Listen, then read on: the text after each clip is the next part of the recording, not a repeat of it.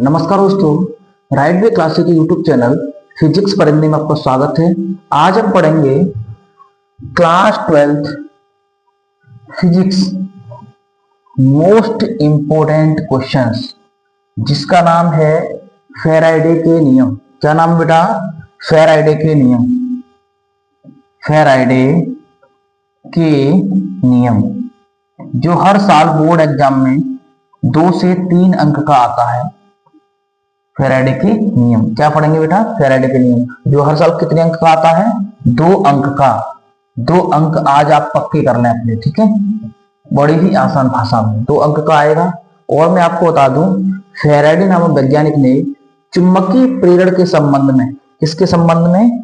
चुंबकीय प्रेरण, चुंबकीय प्रेरण के संबंध में, जब उन्होंने चुंबकीय प्रेरण के संबंध में 2 नियम दिए। कब दिए बेटा? 1831 में। 1831 ईस्वी में 2 नियम दिए थे उन्होंने। वह बोलते हैं फैराडे के नियम। क्या बोलते हैं? फैराडे के नियम। तो आप कॉपी और पेन ले लें, जिससे मैं कम टाइम में आपको बेहतर से बेहतर समझा सकूं। तो शुरू करते हैं। क्या है पहला नियम? तो देखो किस तरह से क्वेश्चन पूछा जाएगा। फैराडे का चुंबकीय प्रेरण संबंधी दोनों नियम को समझाइए। 2 नंबर या 2 अंक, इस तरह से आएगा पेपर में, ठीक है? तो पहला नियम समझने से पहले मैं आपको थोड़ा इसका कॉन्सेप्ट समझा दूं। फैराडे ने क्या किया होगा, तो सुनो। फैराडे नामक वैज्ञानिक ने एक दंड चुंबक ली। क्या ली बेटा? एक दंड चुंबक SN, और उन्होंने एक कॉइल ली। क्या ली बेटा? कॉइल। बड़े ध्यान से सुनना है, अभी याद होता है आपको नियम। देखो, इस कॉइल में गैल्वेनोमीटर लगा लिया, जिससे धारा का विक्षेप पता चल सके। क्या किया उन्होंने? तो चुंबक को तेजी से कॉइल के पास ले जाते थे, या चुंबक को तेजी से कॉइल से दूर ले जाते थे, तो इस कॉइल में चुंबकीय फ्लक्स में परिवर्तन होता था। क्या होता था बेटा? चुंबकीय फ्लक्स में परिवर्तन। यहां तक क्लियर हुआ? जब चुंबक को तेजी से कॉइल के पास ले जाऊंगा तो चुंबकीय फ्लक्स में परिवर्तन होगा, और चुंबकीय फ्लक्स में परिवर्तन होने से इसमें एक बल उत्पन्न होगा। उस बल का नाम है विद्युत वाहक बल। क्या नाम है बेटा? विद्युत वाहक बल। जो किसके कारण उत्पन्न हुआ है? फ्लक्स में परिवर्तन करने के दौरान फ्लक्स की संख्याओं में परिवर्तन होगा, तो एक विद्युत वाहक बल उत्पन्न होगा। यहां तक क्लियर हुआ? कॉन्सेप्ट समझना आसानी से।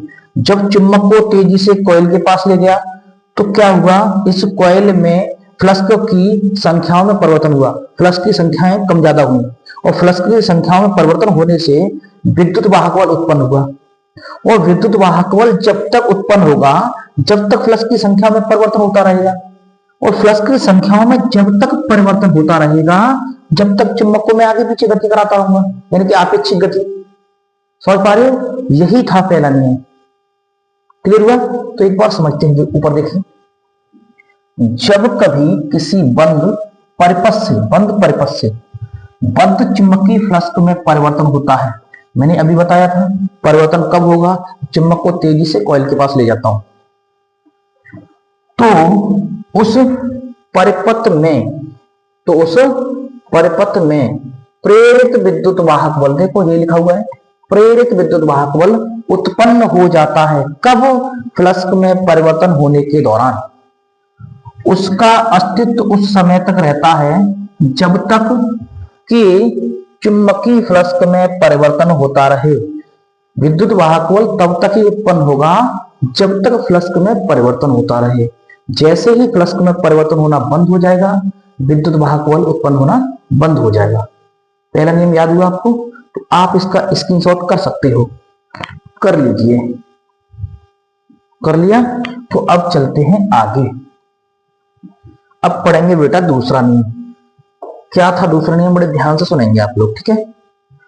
प्रेरित विद्युत वाहक बल का मान, प्रेरित विद्युत वाहक बल किससे डिनोट करते हैं? ई से। प्रेरित विद्युत वाहक बल ई का मान चुंबकीय फ्लक्स में परिवर्तन, किसमें बेटा? चुंबकीय फ्लक्स में परिवर्तन, यानी कि डेल फाई। क्या होता है चुंबकीय फ्लक्स में परिवर्तन?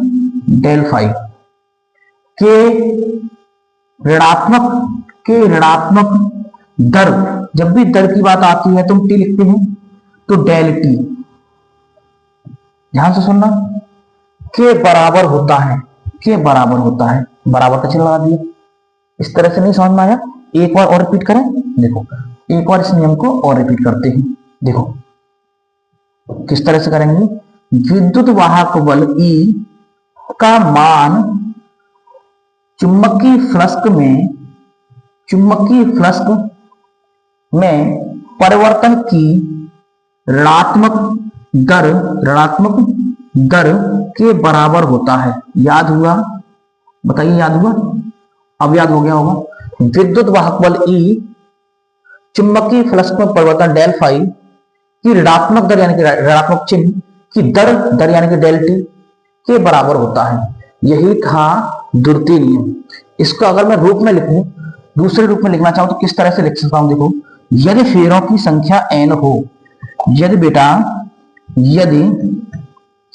फेरों की संख्या